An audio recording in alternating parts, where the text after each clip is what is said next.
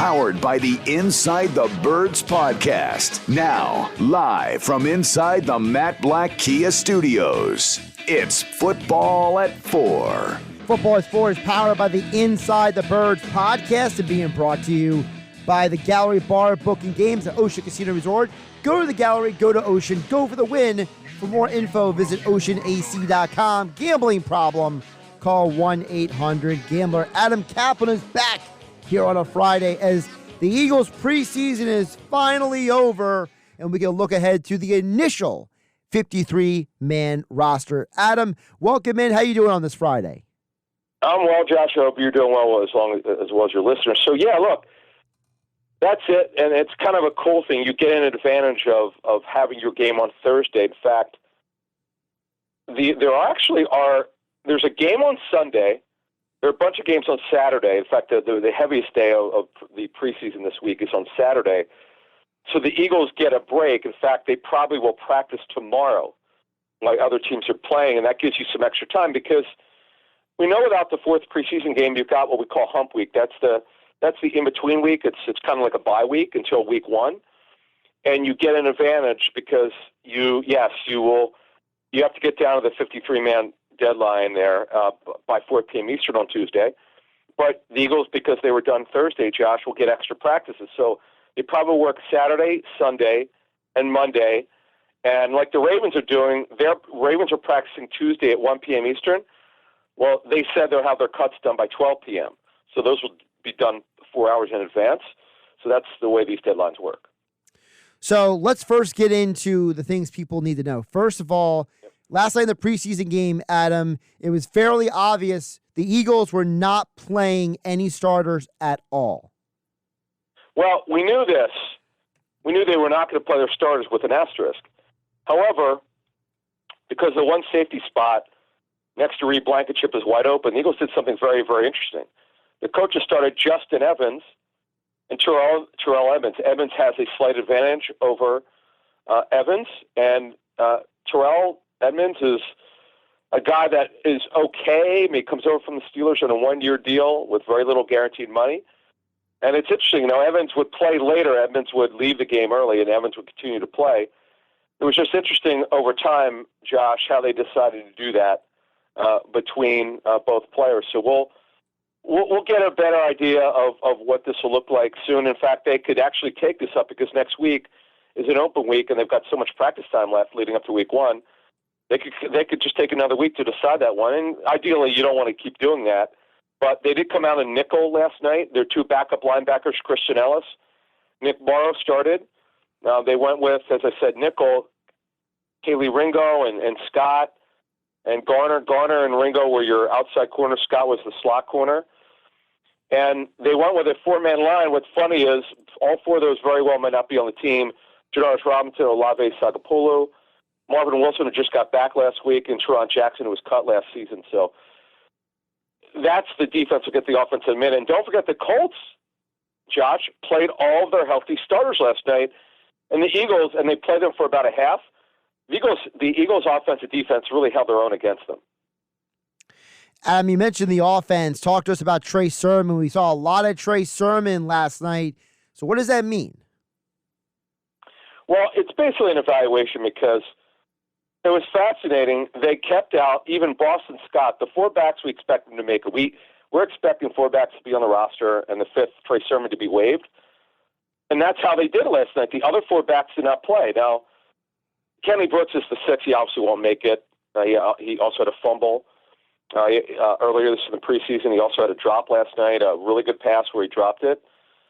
And then they started on offense. It was interesting. They started, Deion Kane, Josh, he was out a couple weeks of training camp. He came in as the, I would say, slight leader for the number 5 job if they keep 5 receivers. Kane started last night, very active. He had 9 pass targets, which is a lot. Now, obviously, he played a lot, but he led them in pass targets and receptions.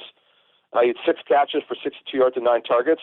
Freddie Swain, who just signed 3 days ago off the street, he returned punts, not very well, but he also was second in targets with 8. It was just interesting. And Trey Sermon, by the way, had 6 pass targets, not what you would expect from a guy who doesn't really catch passes. Very, very interesting.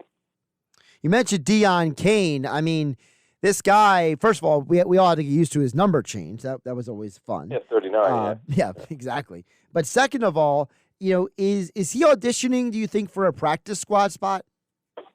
Well, Deion Kane certainly should be on the practice squad if he clears waivers. Although I'm not sure if he's vested or not. It's possible he's vested, but nevertheless, it's either contract would be terminated where he doesn't have to pass through waivers, or if he's not vested, he would have to go through waivers. But he's a guy that really was pressed. Really, he was actually really good last year. Didn't make it, was on their practice squad. And now this year, because, boy, they are really struggling to find their fifth receiver because Britton Covey, although I did see him work on the side this week in practice, he was not ready yet. That fifth receiver job, if they keep him, will be wide open. Swain, obviously, Deion Kane actually helped himself, at least get in the conversation again. Joseph Ngata, who's had a good training camp. No doubt he had a couple nice catches last night, including a 19-yarder. But he's a guy, we've saying him inside the berth for 2 weeks. He I probably would not be claimed off waivers because he's not a special teams factor if they do wind up waiving him. And then the other question, I doubt that Devin Allen makes it. But as we noted a couple weeks ago on Inside the Birds, not only has he been returning kickoffs, and he had a 73-yarder last night, he actually returned punts in practice for a little bit, we saw. And so did Olamide Zaccheaus. So, I would expect Allen, if he passes through waivers, to go to their practice squad for sure. So that's what they did last night, Josh. It went kind of like we thought. But then the question, and the Tanner McKee, he will definitely be on my 53. Was he as clean as he was the game before? No, he didn't play as well. But he made some fine throws last night. He definitely did. And there were a couple drops in there and a couple missed timing throws. But overall, boy, what a performance he's had in the preseason. He went from having really no shot to, wow, if he doesn't make the team now, it would be a surprise. NFL insider Adam Caplan joining us for Football at 4, powered by the Inside the Birds podcast and InsideTheBirds.com. You can follow Adam on Twitter at KaplanNFL. Adam, you mentioned Tanner McKee. He has played well in three preseason games, and Nick Sirianni talked about basically saying this is kind of what we expected from him. But Adam, do you think the team is surprised at all what they've gotten from him? Well, it's interesting, Josh. From a philosophical standpoint, he doesn't fit what Mariota and Hurts does because they're athletic running quarterbacks. Right. Dual threat. Hurts is more of a dual threat than Mariota's not been accurate. But I don't think anyone saw this from McKee because we didn't. Here's the thing: he barely practices. In Tuesday's practice, he didn't have one throw. He didn't take any reps. They had that developmental period after practices when the 3s and 4s get work. And that's what they've done a lot with their quarterbacks. I saw McKee practice earlier in training camp. He didn't impress me at all. But, man, now what we were told, though, from scouting sources is that he's not clean mechanically. And when you're not clean mechanically, though he's got a strong arm, that could take a little velocity off of it. His footwork, not great sometimes. He's a little mechanical if he throws the football. That does turn some people around the NFL off, but what else could you say, though? He did a really good job, and he went from having no chance to, again, it would be really surprising if he doesn't make it. Now, let's get to Mariota. He had a dangerous pass. It was completed, but that was not a good throw. That very well should have been picked off.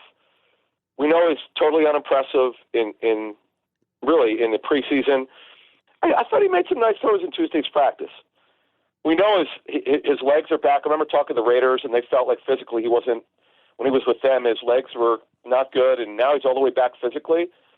But the accuracy, Josh, just is a problem because remember now, he's one injury from Jalen Hurts from starting or playing, and you want that guy to because they're a passing offense generally, that guy's got to be more accurate. So we're going to keep an eye on the situation. Now, his contract is fully guaranteed, the $5 million in base salary. They have not indicated they would walk away from it, but man, he's got to be better, Josh. I'm going to be interested to see what they do here. Do they add a veteran quarterback? Do they or do they put here's one for you. Do they, because you can do it with one of your 16 practice squad players, would they be willing to sign a veteran who becomes available and put that guy in the practice squad and see what happens? Adam, really quick, just so the audience has some clarity, Explain how the new quarterback rule may impact this conversation. Yeah, and you also have the emergency third quarterback, as we used to call it now. So what happens is you could bring a guy up. You could dress three quarterbacks, and like the old rule, if I recall correctly, like the old rule, Josh, if you played the third quarterback, the other two quarterbacks can't go in. But now because of the new rule, you could dress three quarterbacks, and that would not count against your 53-man roster. You could bring them up on game day. We'll clarify this rule. I don't have the language in front of me, but the old rule is interesting. The third quarterback would count against your roster, and if the third quarterback played, the other two could not come back in the game. That rule no longer exists. It was called the inactive third quarterback. But that player would count against the 53. Now with the new rule, that player does not. If you want to do it that way. And remember, we still have the practice squad elevations. And remember, the big thing is, and I shame on the league for not doing this. Why? It's sad that we had to have the pandemic to have this rule, but to go from 10 to 12 to now 16 practice squad players, it's great that we have that, and it's great that we have veterans. They never let veterans on it, and now and it gives guys jobs who would otherwise be on the street. And you may see the Eagles may sign a couple of veterans soon who probably want to win a Super Bowl. And look, they right now, because certain positions are set, they wouldn't have room for them. But heck, they could go to the practice squad. And man, they could really use a veteran receiver as their fifth guy. Adam, before I let you go, I wanted to circle back to the safety, because I've been saying for weeks that this is one of my biggest questions with this team.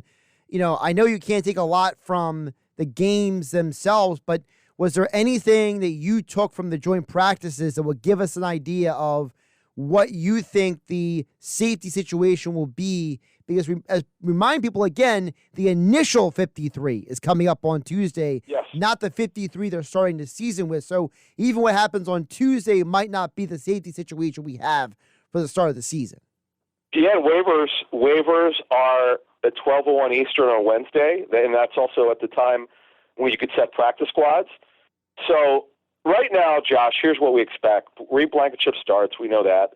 Next to him is either Edmonds or Evans. Evans came out, really got a lot of first-team reps the last 2 weeks. Sidney Brown obviously will be on the team. He's the fourth safety. Now, Kevon Wallace as a safety probably would not be on the roster, but he's a good special teams player. And remember, two of the best special teams coverage players, two of their Achilles, Sean Bradley, obviously was lost, and he was a special teams player only, and Zach McPherson, who's being cross-trained as an outside corner and obviously a slot corner. They're both done. So, Josh, that's a real problem now, and that's if Kevon Wallace makes it strictly for special teams, I don't see him playing. And Sidney Brown, look, he's come a long way in about the last 3 weeks. He's made an impact on specials as a gunner. Devin Allen also was on special teams. He got downfield very, very quickly. When you see some practice squad players, Josh, on Wednesday, Thursday, and Friday when they complete their initial practice squad list, I would guarantee you some of those guys will be brought up to play on special teams on Sunday in 2 Sundays against the host Patriots.